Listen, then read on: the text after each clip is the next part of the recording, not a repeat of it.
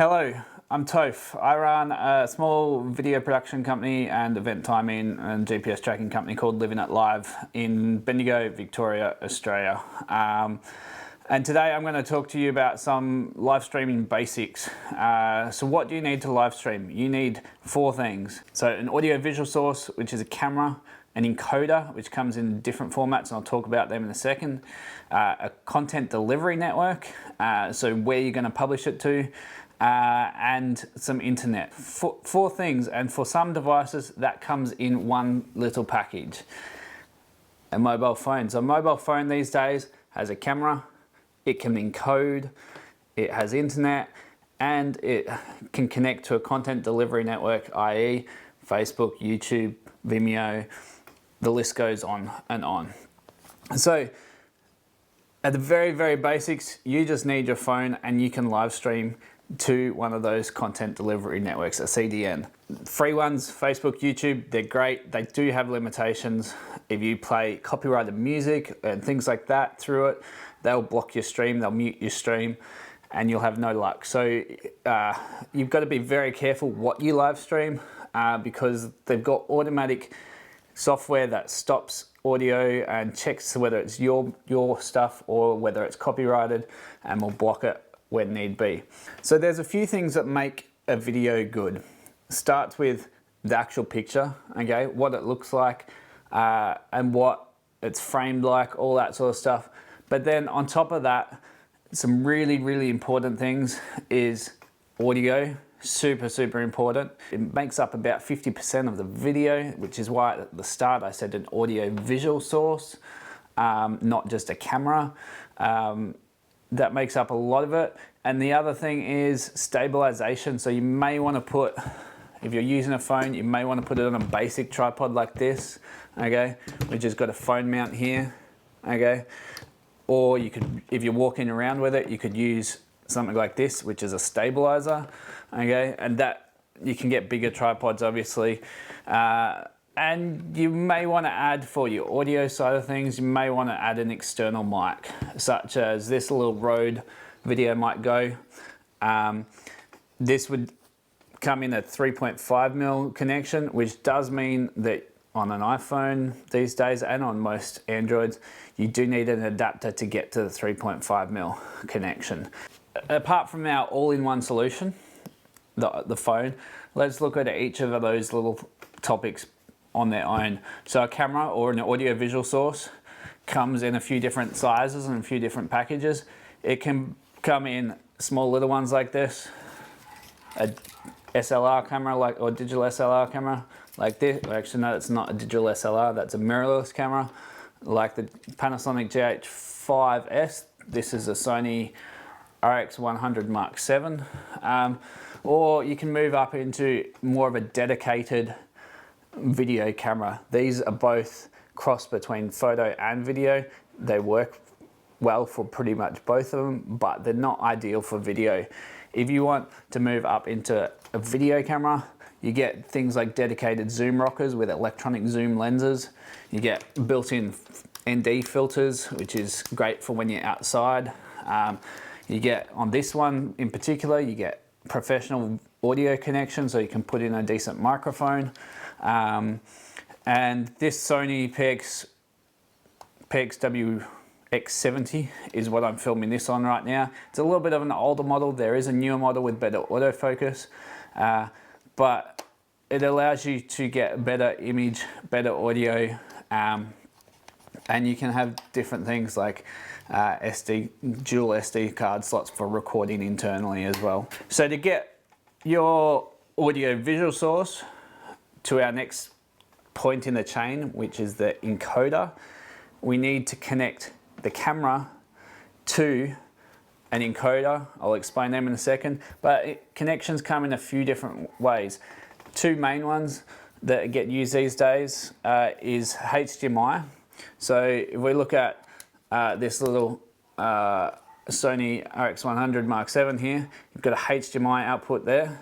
That's a micro HDMI output. On the Panasonic, we've got a bigger HDMI output. On the Sony here, we have a HDMI, but we also have what's known as SDI. Now there's limitations to HDMI, which is why this one, a bit more professional, entry-level professional camera, comes with an SDI. It's a more rock-solid connection. It's twists and locks on, but it also can send the video signal over a greater distance as well. Just before I get into the encoder stuff and explaining about them, this video is going to get a little bit more technical and technical as the video goes on. Hopefully I explain it in simple enough language that you'll understand, but if you don't, drop us a comment down below and I'll try and reply. So once we've got our video source and we've worked out how we're going to connect it, we then need to connect it to an encoder. The encoder then needs to be connected to the internet, which will then you can then set it up and transmit it to the CDN. Just got a few different encoders here. Starts off with the Cerevo model here, really quite basic. You can plug in a USB modem into that one and get internet out of that, or you can get internet out of the Ethernet port as well that's on the back of it. Quite cheap and affordable,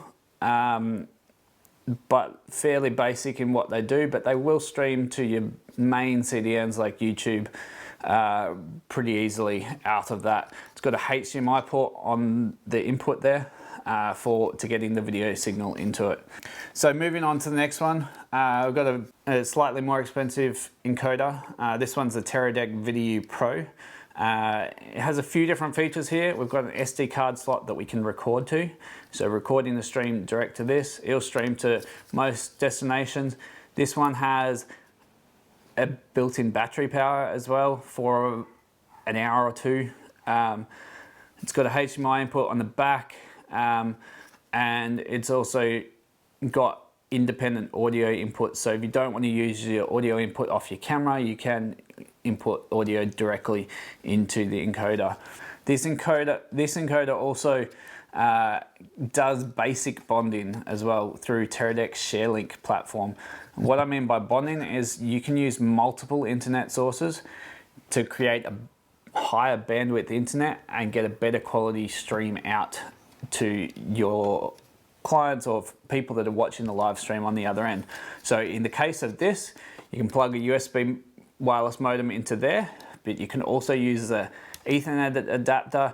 You can use the Wi-Fi that's built into it. You can hotspot up to 4 Apple phones to this and use up to 4 Apple phones to get a better internet signal out of this. Moving on next, we've probably got the highest of the, what you'd kind of say, entry-level professional video encoders. So once again, it's a product from Teradek.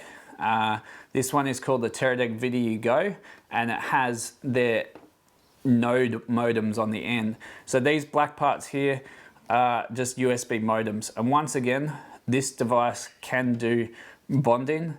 It does it through its 2 modems on the sides here, 2 USB modems.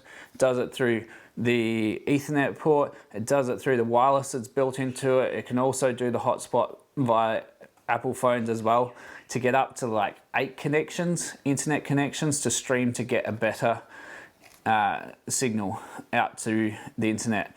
This goes to a different platform of Teradek's. It doesn't go to the ShareLink. It goes to the Teradek core platform, and it does a pretty good job, and I'm pretty happy with it actually. In terms of video inputs on this device, we have got a HDMI, but we have also got that SDI. So this is where it's up the top end of that entry-level professional stuff. We've got an SDI port there, and so we can put an SDI port straight into this if we want to. So let's step it up a notch. What happens if you want to take multiple video sources, have a live video production, and stream one output to a CDN? Well, you could use a video mixer. A video mixer allows you to mix between multiple cameras, image sources, video sources, and there's a few different ways you can do that. You can use things like the Blackmagic ATEM Mini, which is a really cheap $500, roughly $500 video mixer. You could use other ones from Blackmagic. They have a whole bunch of ATEM video mixers. You could use the Roland video mixers. They're fairly cheap as well. But you could also use a software mixer. And so to get your video source into the software mixer, which is generally loaded on a Windows PC, you need to use a capture card.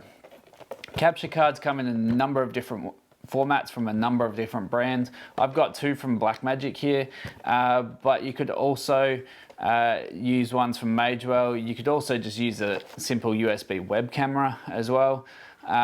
You could also use a USB capture card as well. But looking at this one, this is a Decklink mini recorder 4K, so it allows to do 4K up to 30 frames a second, and then does HDMI or SDI input. This Decklink Quad 2 card can take 8 SDI inputs, and so you could convert from HDMI to SDI to then be able to capture using this. But these two cards will plug into a computer through a PCIe slot. The computer needs a little bit of power. It doesn't have to be super powered if you're only doing 1 or 2 inputs, but if you're doing lots of inputs, you do need to have a fairly decent computer. So let's talk about some live video production software that you could use on your computer with these capture cards, and why that might be more advantageous than using a dedicated hardware video mixer like the Blackmagic ATEM series. So software gives you a lot of flexibility. It allows you to add multiple inputs from a number of different places. So you can use capture cards, but you can also use pre-recorded video clips. You can also use images. You can do remote calls with people over WebRTC formats. You can use NDI sources, which is a network format for video. And you can do a lot of different things that allows a lot of flexibility that you sometimes don't get with a hardware mixer like a Roland or a Blackmagic device. Both of them are great options. The hardware mixers definitely do give you some advantages. They generally have a lower latency from your input to output. So if you are using a big screen behind someone and you want the video source to show up straight away, you're probably better off using a hardware mixer. But if you want a little bit more flexibility and the ability to just mix match a lot of different inputs and different things and do a number of different things, you may be better off to choose a software mixer. There's a number of different software live video mixers out there. One that I use regularly is Vmix, but I've also used Livestream Studio, which also comes in a Mac version. You've got Wirecast, that also comes in a Mac, or is for Mac. You've got Open Broadcast Studio, that's a free one. You've got VidBlaster, and there's a bunch more out there that you can search if you search live video production software. So with all the live video production software options out there, you'll be able to take your captured inputs, you'll then be able to mix your production. You then can take your output and record that to your computer, but you can also then stream it to your CDN of choice. Some of your video production softwares out there, like Vmix, allow you to stream to more than one destination at a time. So with Vmix, you're allowed to do 3 destinations. So you could pick YouTube, you could pick Facebook, you could pick Twitch, and stream to all 3 at the same time, as long as your internet is able to handle that. So now we've looked at the first couple of stages, our audio visual sources and our encoding. We now need to move on to our CDN, our content delivery network. When choosing a content delivery network, you just need to be mindful of the options. You could use a free one like Facebook and YouTube, which is great when you've got low budget, but you just need to make sure you don't send any copyright information to them. Outside of your free CDNs, you've got a number of paid options out there. You've got Vimeo, you've got Dacast, you've got Streamshark, you've got a whole bunch of CDNs out there, and they all offer slightly different things. They all charge in slightly different ways. Some of them will be unlimited bandwidth, some of them will charge per bandwidth, some of them will allow you to password protect your event, some of them will allow you to put a paywall over it, some of them will allow you to lock where the stream can get embedded to down.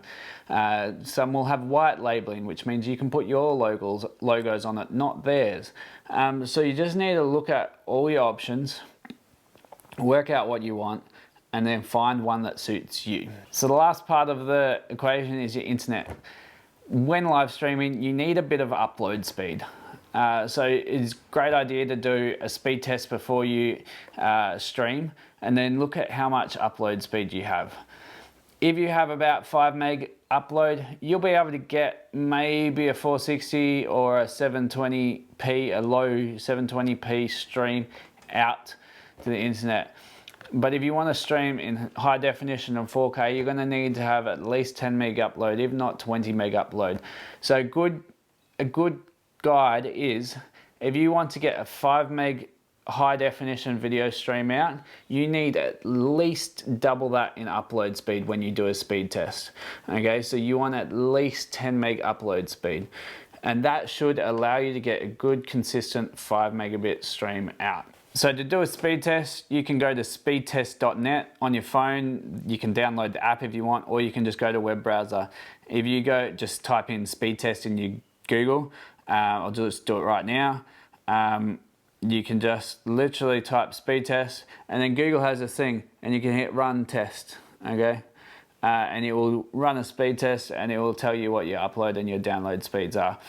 And that is your guide for when you are streaming. Anyway, that's it for live stream basics. I hope that didn't get too technical, and it points you in the right direction of how to get good quality video streamed to the internet. Just remember, you need 4 things: audio visual source, an encoder, a content delivery network, and the internet. If you look down below, comment if you've got any questions, but also I'll put some recommendations in the description. If you like this video, like everyone says, don't forget to subscribe, hit the bell icon, and you'll get notified of any others coming up. If you'd like to hire us for a video production, get in contact at livingatlive.com.au, and we would love to help you out.